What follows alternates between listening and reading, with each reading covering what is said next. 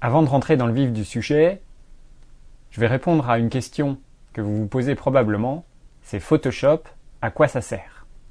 Et quel est son intérêt pour les photographes? Photoshop, c'est un logiciel qui a été créé avec deux directions principales. La première, c'est la création à partir de rien d'un document, d'une image, un petit peu à l'instar de Word. Quand vous créez un document Word, la première chose que vous voyez quand vous ouvrez Word, c'est une page blanche. On peut faire la même chose à partir de Photoshop. C'est-à-dire que vous créez un nouveau document et vous allez, par exemple, dessiner dessus. C'est l'usage principal qu'en ont, par exemple, les graphistes. C'est de créer des lignes, des rectangles, de dessiner à main levée ou avec une tablette graphique et effectuer appliquer différents filtres, utiliser différentes fonctionnalités pour créer un document final.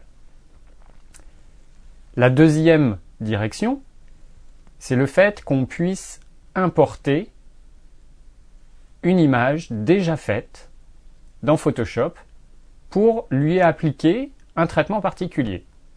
C'est le cas qui va le plus nous intéresser aujourd'hui, c'est le fait que vous avez votre photo numérique, c'est un JPEG par exemple, vous l'ouvrez dans Photoshop et à partir de là, vous allez pouvoir lui appliquer des réglages de colorimétrie, la recadrer, ajouter des filtres, des effets, librement.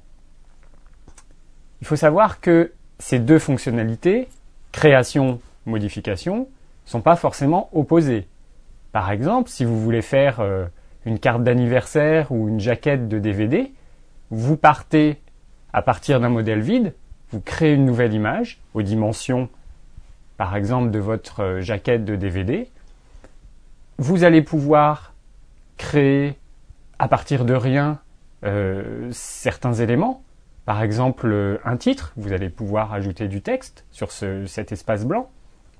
Et vous allez aussi importer des images, des photos numériques, des dessins, éventuellement des images que vous avez récupérées sur Internet ou que vos amis vous ont données. Et vous allez incorporer tout ça dans un modèle, un document qui intégrera donc ces différents éléments. Une fois qu'on a effectué toutes ces modifications sur notre image, on a plusieurs possibilités. On peut, et déjà ça tout le monde devrait le faire, on peut enregistrer notre composition dans un format spécial Photoshop, un format qui ne s'ouvrira quasiment que dans Photoshop, mais qui a un format de fichier qui vous permettra de revenir plus tard, compléter votre création, rajouter des effets, annuler certaines choses que vous avez faites auparavant. Voilà, c'est un document de travail. Vous pouvez aussi exporter ces images modifiées ou ces compositions vers des formats plus classiques, par exemple en JPEG, afin de les partager avec des amis sur Internet ou les envoyer par email, ce qui est le plus courant. Vous pouvez également aussi imprimer directement depuis Photoshop ces documents. Voilà pour la fonctionnalité, on va dire, principale de Photoshop. C'est donc un logiciel qui est vraiment au carrefour de l'image, dans le sens où soit on crée, soit on importe les images, et le logiciel va vraiment nous permettre d'effectuer des manipulations très pointues. Il y a des choses très basiques comme recadrer une image, mais il y a des choses très pointues. On peut retoucher un pixel en particulier d'une image si on veut. Il faut un petit peu aussi apprendre la différence entre Photoshop et un autre logiciel de la même société qui s'appelle Lightroom. Lightroom est un logiciel beaucoup plus récent que Photoshop. Il faut savoir que Photoshop doit avoir, je sais pas moi, 10, 15 ans peut-être maintenant. Et ça a été un logiciel qui a été vraiment créé pour les usages dont je viens de vous parler. Lightroom, à l'opposé, est beaucoup plus récent et a été vraiment pensé uniquement pour les photographes, mais dans le but de gérer leur collection de photos du début à la fin.